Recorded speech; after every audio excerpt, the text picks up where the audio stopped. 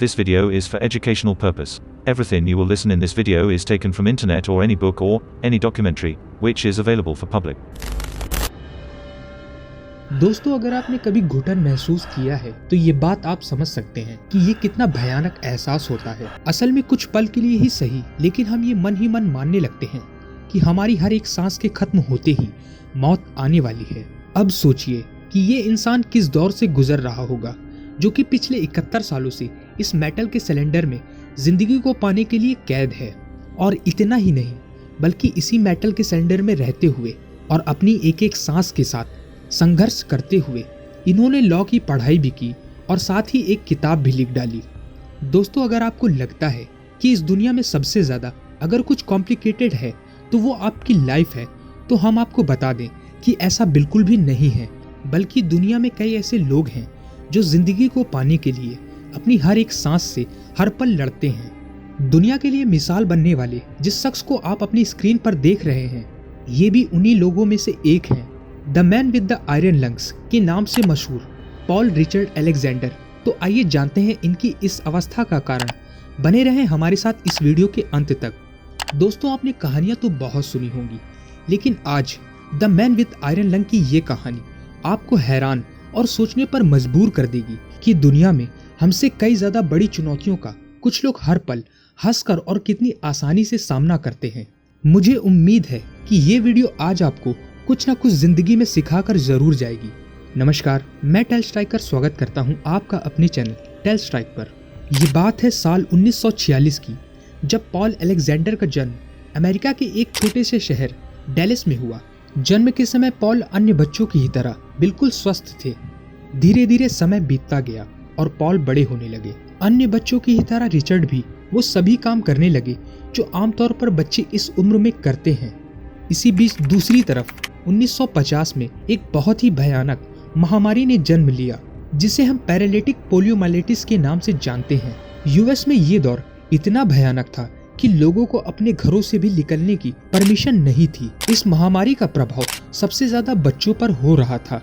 उस समय इस बीमारी के लगभग 60,000 केसेस सामने आए, जिनमें से लगभग 3,000 लोगों के केस कुछ ज्यादा ही क्रिटिकल थे और जो बच गए थे वो अभी भी पीड़ित थे, क्योंकि इस महामारी ने लगभग 20,000 से अधिक लोगों को विकलांग कर दिया था। इसी चीज को देखते हुए वहां की सरकार ने सभी public interaction, school, cafes, grocery store जैसे प्लेसेस को बंद करने का निर्देश दिया। सभी रोड्स पर इस महामारी से बचने के लिए डीडीटी का छिड़काव किया जाने लगा। इस बीमारी का कहर इतना हो गया कि लोग अपने फ्रेंड्स, नेबर्स और रिलेटिव से भी मिलने में हिचकिचाते थे। और तो और इस बीमारी का प्रभाव लोगों की मानसिकता पर इतना पड़ने लगा कि लोग समझने लगे कि ये वायरस वायर के थ्रू भी लोगों तक पहुंच सकता है। इसीलिए उन्होंने अपने फोन्स का भी यूज करना बंद कर दिया था। लोगों में इस बीमारी का डर तब और भी बढ़ा जब लोगों को ये बात पता चली कि आने वाले 3 सालों तक इस बीमारी का कोई भी इलाज मौजूद नहीं है। हालांकि ये बात उस समय किसी को पता नहीं थी कि पोलियो केवल बच्चों की बॉडी में एंटर करता है। ये बच्चों के मुंह के म्यूकस मेम्ब्रेन के थ्रू बॉडी में एंटर करता है, जिसके लिए ये सब उपाय इनइफेक्टिव हैं। वर्ल्ड हेल्थ ऑर्गेनाइजेशन यानी विश्व स्वास्थ्य संगठन की पहल पे दुनिया के लगभग सभी देशों द्वारा एकजुट होकर कई कार्यक्रम चलाए जाने लगे। जिस समय ये महामारी अपने चरम पर थी, उस समय पॉल की उम्र महज 6 वर्ष थी और वो इन सभी चीजों से अनजान थे। साल 1952 की एक सुबह जब पॉल अपने घर के गार्डन में किसी आम बच्चे की तरह खेल रहे थे, तभी उनकी तबीयत अचानक खराब होने लगी। उन्हें अपने हेड और नेक में बहुत तेज पेन होने का एहसास होने लगा। इसीलिए वो गार्डन से सीधा घर की ओर भागे और घर आते ही उन्होंने ये बात अपनी माँ को बताई। पॉल की माँ ने पॉल की हालत देखकर पॉल को बेड पर लेटा दिया। हालांकि पहले तो पॉल की माँ को लगा कि ये सब धूप में खेलने की वजह से हुआ है, पर जल्द ही पॉल की माँ समझ गई कि ये अर्ली पोलियो के सिम्टम्स हैं। जिसके बाद पॉल की माँ ने तुरंत अपने फैमिली डॉक्टर को बुलाया, जिसने महामारी के चलते हॉस्पिटल में लगने वाली भीड़ की वजह से पॉल को घर में ही रखने की सलाह दी।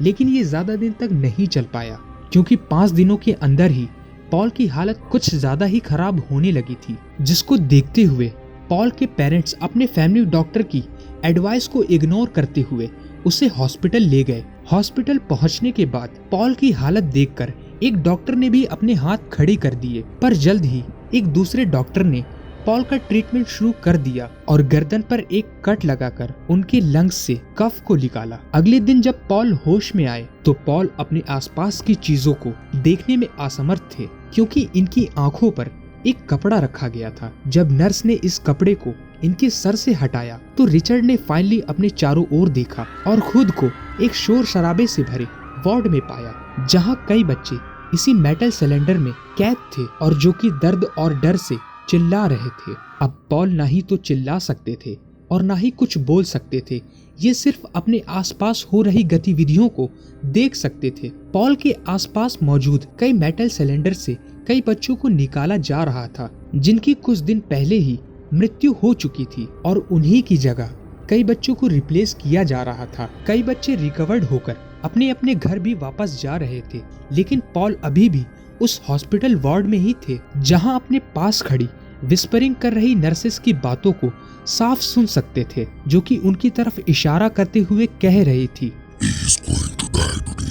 और तभी इस चीज ने पॉल को एक लंबे समय तक जीवन जीने के लिए प्रेरित किया। ये बात जानने के बावजूद कि उन्हें एक लंबे समय तक इसी मेटल सिलेंडर में रहना होगा, वो तब भी जीना चाहते थे। पर समस्या ये थी कि अभी भी पोलियो का कोई सही इलाज नहीं था, और 5 दिनों के अंदर ही पॉल की हालत ज्यादा खराब होने की वजह से पॉल ने अपने चलने फिरने की क्षमता भी खो दी। यहाँ तक इन्हें सांस लेने में भी कठिन समस्या होने लगी। पॉल वास्तव में प्रेसिडेंट बनना चाहते थे, लेकिन इससे पहले ये इस रास्ते पर आगे बढ़ते इनकी दुनिया इसी वार्ड और मेटल के सिलेंडर में सिमट कर रह गई। पॉल ने इन सिम्टम्स को इसलिए महसूस किया क्योंकि वायरस ने इनके सेंट्रल नर्वस सिस्टम पर सीधा अटैक कर दिया था। ये बदले में उनकी कोशिकाओं की मृत्यु का कारण बन रहा था, जो मांसपेशियों को मूवबिलिटी देने के लिए जरूरी होती है। वायरस ने पॉल को पूरी तरह से पैरालाइज कर दिया था। यहाँ तक ये पैरालिसिस इनके लंग्स तक भी पहुँच गया था। और जहाँ तक हम जानते हैं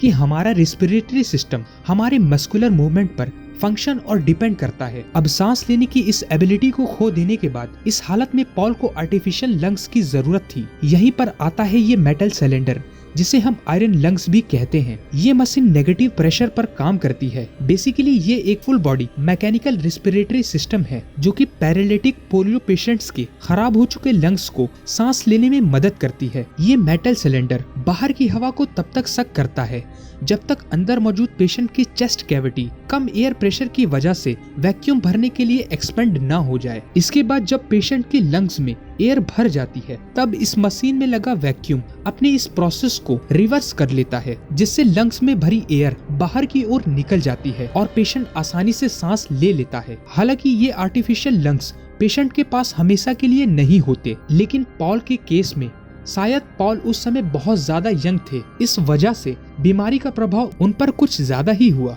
जिस वजह से उन्हें अब तक सांस लेने के लिए इस मेटल सिलेंडर का सहारा लेना पड़ता है। इसी तरह से पॉल को पूरे 18 महीने इसी मेटल सिलेंडर में रहते हुए बीत चुके थे, और ये किसी अन्य बच्चों के कंपैरिजन में बहुत ज्यादा था। पॉल की हालत में भी कोई सुधार नहीं आ रहा था, लेकिन पॉल को भी ये बात मालूम थी कि इस कैद से निकलने के केवल 2 ही तरीके हैं। पहला या तो रिकवर हो जाना, और दूसरा या तो इस सिलेंडर में ही अपनी जान से हाथ धो बैठना। लेकिन शायद कुदरत को तो कुछ और ही मंजूर था। तभी तो रिचर्ड को कुदरत ने एक एक्सेप्शन की तरह चुना, क्योंकि ना तो वो रिकवर्ड हो रहे थे और ना ही डेड। ये स्पष्ट था कि पॉल मरने वालों में से नहीं है, लेकिन उन्हें हॉस्पिटल में भी रहते हुए एक लंबा समय बीत चुका था। वो 300 किलोग्राम आयरन लंग्स को हॉस्पिटल में ही नहीं छोड़ सकते थे, क्योंकि वो उसी की वजह से जिंदा थे। इसीलिए डॉक्टर्स ने पॉल को इन्हीं आर्टिफिशियल लंग्स के साथ घर भेजने का फैसला किया। पॉल को घर लाना पॉल और पॉल की फैमिली के लिए एक बहुत ही बड़ा चैलेंज था, क्योंकि उन्हें दिन रात मशीन के शोर के साथ अब अपना तालमेल बैठाना था, जो कि अब उनके जीवन की एक स्थायी हिस्सा बन चुकी थी। हालांकि एक लंबे समय तक इस शोर से समस्या नहीं होती थी, लेकिन असल में समस्या तब होती थी जब ये मशीन साइलेंट हो जाती थी, और इसका मतलब था कि पॉल अब सांस नहीं ले रहे हैं, और ऐसा पावर कट ऑफ की वजह से होता था। आप ये सोच रहे होंगे कि फिर वो जिंदा कैसे रहे, तो हम आपको बता दें कि पावर कट ऑफ की स्थिति में पॉल के फैमिली मेंबर्स को पॉल को ब्रीदिंग कराने के लिए मशीन को मैनुअली पंप करना पड़ता था जब तक पावर न आ जाए। इन्हें कभी कभी नेबर्स की भी हेल्प लेनी पड़ती थी। इसके अलावा हॉस्पिटल में रहते हुए डॉक्टर्स ने पॉल को फ्रॉग ब्रीदिंग टेक्निक भी सिखाई, जिससे ज्यादा से ज्यादा ऑक्सीजन लंग्स को पहुंच सके। और जैसे जैसे समय बीतता गया वैसे वैसे पॉल ने इस टेक्निक में महारत हासिल कर ली। हालांकि वो ऐसा कुछ समय के लिए ही कर पाते थे। पॉल ने अपनी इस अवस्था को अपनी सपनों के उड़ान के बीच नहीं आने दिया। पॉल ये बात अच्छी तरह से जानते थे कि दिमाग ही ऐसा उपकरण है जिससे वो सब कुछ अचीव कर सकते हैं जो वो चाहते हैं, फिर भले ही वो अपने शरीर से लाचार क्यों ना हो। इसी वजह से 1967 में पॉल ने डैलस यूनिवर्सिटी से हाई स्कूल ग्रेजुएट किया और अपना हाई स्कूल खत्म करने के बाद पॉल ने डैलस साउदर्न मेथोडिस्ट यूनिवर्सिटी में अप्लाई किया, पर यूनिवर्सिटी ने बहुत ही ज्यादा डिसेबल होने का कारण बताकर उनकी एप्लीकेशन को रिजेक्ट कर दिया। पर पॉल ने यहाँ पर भी हार नहीं मानी, जिसके बाद करीब 2 साल तक वो यूनिवर्सिटी में जाने के लिए प्रयास करते रहे। आखिरकार उन्हें यूनिवर्सिटी ऑफ टेक्सास में एडमिशन मिल गया, जिसके बाद 1978 में वो ग्रेजुएट हो गए। यहाँ तक आने के बाद पॉल अब लॉ की डिग्री भी लेना चाहते थे, जो कि उस समय के दौर में मिलना आसान नहीं था। लेकिन पॉल ने 1984 में इसमें भी सफलता हासिल कर ली और कुछ महीने बाद ही एज अ लॉयर होने की प्रैक्टिस भी शुरू कर दी। पॉल रिचर्ड अलेक्जेंडर की ये कहानी जो प्रूव करती है कि इंसान अगर कुछ भी ठान ले तो वो इम्पॉसिबल चीज को भी पॉसिबल कर सकता है। इसी के चलते उन्होंने 3 Minutes for a Dog नाम की एक किताब भी लिख डाली, जिसे लिखने के लिए उन्हें तकरीबन 8 साल का समय लगा, जिसे उन्होंने एक स्टिक की मदद से लिखा और जो दुनिया में आज कई लोगों को प्रेरित कर रही है। पॉल की हालत पर दुनिया ने भी कई ताने मारे, लेकिन उन्होंने कभी भी किसी की बातों का बुरा आज तक नहीं माना। पॉल का कहना है कि अगर आपको लाइफ में सफल होना है तो आपको आपके काम के प्रति फोकस होना होगा।